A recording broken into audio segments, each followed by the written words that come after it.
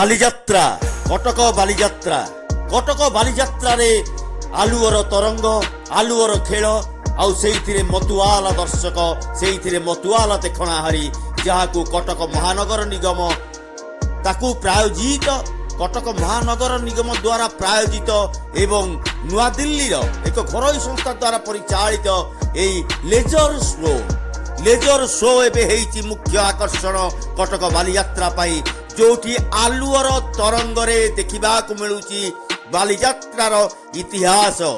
ଆଉ ସେଇ ଇତିହାସ ଭିତରେ ଆସୁଛି ତ ପୋଇର କଥା, ପଛପଟୁ ଆସୁଛି ଶବ୍ଦ ଓ ସଙ୍ଗୀତ ଏବଂ ସମ୍ମୁଖରେ ଲୋକେ ଦେଖୁଛନ୍ତି ଆଲୋକର ତରଙ୍ଗାୟିତ କ୍ରୀଡ଼ା, ତରଙ୍ଗାୟିତ ଖେଳ, ଚମତ୍କାର ଢଙ୍ଗରେ ଅତ୍ୟାଧୁନିକ ଢଙ୍ଗରେ ଆଲୋକର ଏଇ ଯୋଉ ଖେଳ ଯାହାକୁ ଲେଜର ଶୋ କୁହାଯାଏ ତାହା ଏବେ ହେଇଛି ବାଲିଯାତ୍ରାର ମୁଖ୍ୟ ଆକର୍ଷଣ।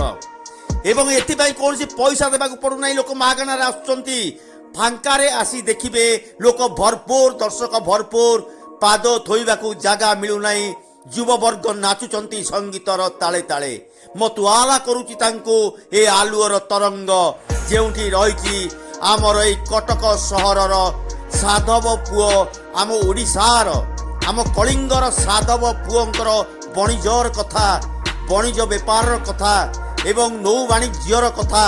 ସେଇଠି ଆସୁଛି ପୁଣି ତପୋଇ ଉପାଖ୍ୟାନ, ଆମର ଯୋଉ ପୁରାଣ, ଆମର ଯୋଉ ଶାସ୍ତ୍ରରେ ରହିଛି ତପୋଇର କଥା, ତାହାକୁ ମଧ୍ୟ ଦେଖିବାକୁ ମିଳୁଛି ଏ ଲେଜର ଶୋରେ। ଏବଂ ଲେଜର ଶୋର ତରଙ୍ଗ, ଲେଜର ଶୋର ଆଲୋକର ତରଙ୍ଗ, ଲେଜର ଶୋର ଆଲୋକର କ୍ରୀଡ଼ା, ଆଲୋକର ଖେଳ ଲୋକଙ୍କୁ ମତୁଆଲା କରୁଛି, ଲୋକଙ୍କୁ ବିଭୋର କରୁଛି, ଲୋକଙ୍କୁ ଆକର୍ଷିତ କରୁଛି, ଟାଣି ଆଣୁଛି ବାଲିଯାତ୍ରାକୁ। ଏବଂ ଲୋକେ ପାଗଳ ପ୍ରାୟ ଛୁଟୁଛନ୍ତି, କାହିଁକି ନା ଏହା ହେଉଛି ନିଃଶୁଳ୍କ, ଏଥିପାଇଁ କୌଣସି ପଇସା ଦେବାକୁ ପଡୁନାହିଁ। ଲୋକେ ଦେଖୁଛନ୍ତି ଆଲୋକର ଖେଳ, ଲୋକେ ଦେଖୁଛନ୍ତି ଆଲୋକର ଖେଳ ବାଲିଯାତ୍ରାରେ। ଇଏ ହେଉଛି ସେଇ ବାଲିଯାତ୍ରା, କଟକର ବାଲିଯାତ୍ରା, ସର୍ବପ୍ରାଚୀନ, ବହୁ ପ୍ରାଚୀନ ପରମ୍ପରା ଓ ସଂସ୍କୃତି ଯୋଉଠି ଜଡ଼ିତ ଏ ମେଳାରେ। ଏ ମେଳା 7 ଦିନ ଧରି ଚାଲିବା କଥା ଏବଂ ବଢ଼େ, 8 ଦିନ ହୁଏ, କେବେ କେବେ 9 ଦିନ ହୁଏ, 10 ଦିନ ବି ଚାଲିଛି ଏ ଯାତ୍ରା, କିନ୍ତୁ ଏଥର 7 ଦିନ ପାଇଁ ଠିକଣା ହୋଇଛି। ଜଣା ନାହିଁ ଆଗକୁ ଇଏ ଏକ୍ସଟେନସନ୍ ୟାର ହବ କି ନାହିଁ, କିନ୍ତୁ ଯାହା ଜଣାପଡ଼ୁଛି ନିର୍ଭରଯୋଗ୍ୟ ସୂତ୍ରରୁ ପ୍ରକାଶ ଯେ ଏହା 1 ଦିନ ପାଇଁ ବଢ଼ିବ ବାଲିଯାତ୍ରା ଏବଂ ବାଲିଯାତ୍ରା ଶେଷ ହେବ ଗୋଟିଏ ଦିନ ପରେ, ଅର୍ଥାତ୍ 8 ଦିନ ଏ ବାଲିଯାତ୍ରା ଚାଲିବ। ତେଣୁ ଲୋକେ ସେଇ ଅନୁସାରେ ଏବେଠାରୁ ପାଗ ବାନ୍ଧିଲେଣି, ବାଲିଯାତ୍ରାକୁ ଧାଉଁଛନ୍ତି, ସେଇଠି ଦେଖୁଛନ୍ତି ନାନାଦି କଥା ଦେଖୁଛନ୍ତି। ସେଇଠି ନଦୀ କୂଳରେ ଓଟ ତ ଚଢ଼ୁଛନ୍ତି, ଘୋଡ଼ା ତ ଚଢ଼ୁଛନ୍ତି, ବୋଟିଂ ବି କରୁଛନ୍ତି, କିନ୍ତୁ ମନ ମାନୁନାହିଁ ନ ଦେଖିକି ଆସିଲେ ଲେଜର ଶୋ।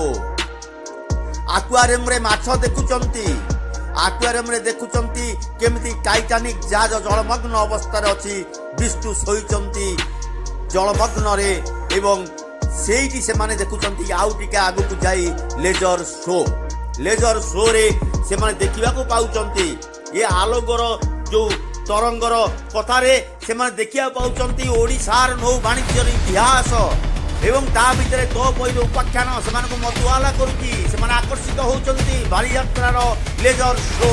ଅତ୍ୟାଧୁନିକ ଆଲୋକର କ୍ରୀଡ଼ାରେ ହଜି ଯାଉଛନ୍ତି ଲୋକେ, ବାଲିଯାତ୍ରା ତାଙ୍କୁ ମଜେଇ ଦେଉଛି। କଟକରୁ ସନ୍ଦୀପ ପାଣିଙ୍କ ସହ ଓମ୍ ଶିବ ଦାସ, ନିରପେକ୍ଷ ସମ୍ବାଦ ଟେଲିଭିଜନ।